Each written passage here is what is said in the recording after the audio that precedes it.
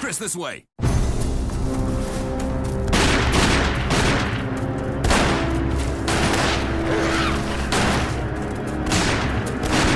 Damn it! Make for that mansion!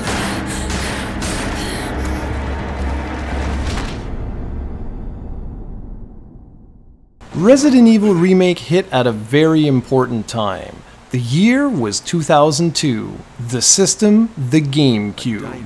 Nintendo really wanted exclusivity for the Resident Evil franchise because the N64 just didn't sell as well as they had hoped. And they figured that if they had a huge series like this, well, maybe people would take the GameCube seriously and make it a force to be reckoned with. Well, it never really had the effect Nintendo were hoping for, but Resident Evil Remake was one of the best games of the entire generation. It was absolutely gorgeous, and while it retained that classic tank controls, it breathed new life into the original survival horror masterpiece.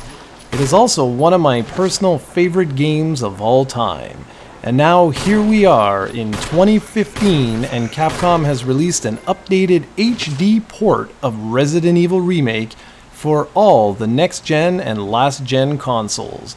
So, how does it hold up? Well, first things first, the graphics look amazing. And get this, they haven't really done much with them. It still is the 2002 remake, just with, well, a little bit of flash. I gotta admit that you do feel the age a bit in terms of the limited nature of the pre-rendered graphics. That is to say, you walk against walls and your interaction is extremely limited. The animations also aren't as fluid as you would expect from a true quote-unquote next-gen game. What matters though is that the game is still scary and an absolute blast to play. When those crimson heads start chasing you, let me tell you, you'll feel the adrenaline pumping. So let's tackle the new. The textures have all been given a facelift and look great in 16:9, although you can opt for the original 4:3 aspect ratio if you so desire. The classic tank controls have also been done away with, although again, you can use them if you want. Now you have full analog controls, and real full analog controls, meaning when you press down on the analog stick, Jill or Chris will automatically turn around. Depending on how far you press the stick, your character will also run or walk. I'll admit it did take me a little bit of getting used to because when the camera angle changes and you keep the analog stick pressed in whichever direction you were previously using, your character will continue to run straight. Although if you let it go for even an instant, you'll have to realign yourself. Now I know that sounds really cumbersome, but trust me, it works perfectly after you get the hang of things. And really it shouldn't take more than a few minutes at most. But absolute worst case scenario, like I said, just use the classic controls. But I really doubt that anyone's going to have that many problems. Everything else about the game is exactly as you remember it. It's a fantastic adventure through the zombie-infested Spencer Mansion, and one you'll want to revisit many times in the years to come. It has the heart and soul of the Resident Evil series, which is something that's been sorely lacking from the franchise for a long time now. Revisiting this classic brought back so many amazing memories. The expanded mansion is an absolute joy to explore all over again, and I jumped many times throughout my play sessions. For those completely new to the series, you take on the role of Jill or Chris and you have one clear objective. Find your missing team members and make it out alive. That's it, that's all. Weapons, ammo, and health are scattered all over the mansion, however they're in very limited supply, so you have to think before you engage enemies. Do you try and run around them, or do you take them down? And if you do take them down, there's a chance they can return later on in the game as a much more powerful Crimson Head, a beastly zombie that is super quick and deadly. The only way to know for sure you're safe is to burn the bodies or to blow off the regular zombie's head. This is what creates so much tension throughout the game.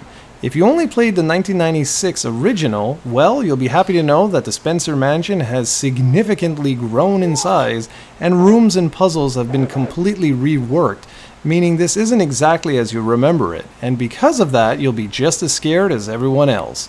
And speaking of puzzles, yes, they're wacky and unrealistic, but they force you to explore each and every nook and cranny of the Spencer Mansion. The fixed camera angles heighten the suspense and tension, although modern gamers might find them a little distracting. I call it cinematic. The same can be said for some of the opening door animations. They take around 3 seconds or so and are likely completely useless today because the game really shouldn't need to load any data whatsoever. But they're still here and I enjoy them because again, it's all about the setting and the mood, and they really make you wonder what's behind each door. But I can see some modern gamers not really enjoying watching the animations over and over and over again.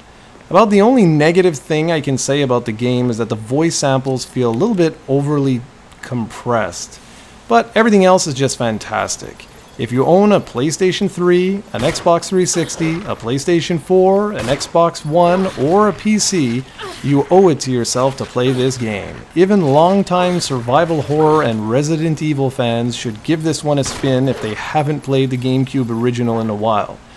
With the modern touches and reworked graphics, it's a modern day classic, or at least a reimagining of a modern day classic. Or maybe not even, maybe just an enhanced port. And you know what?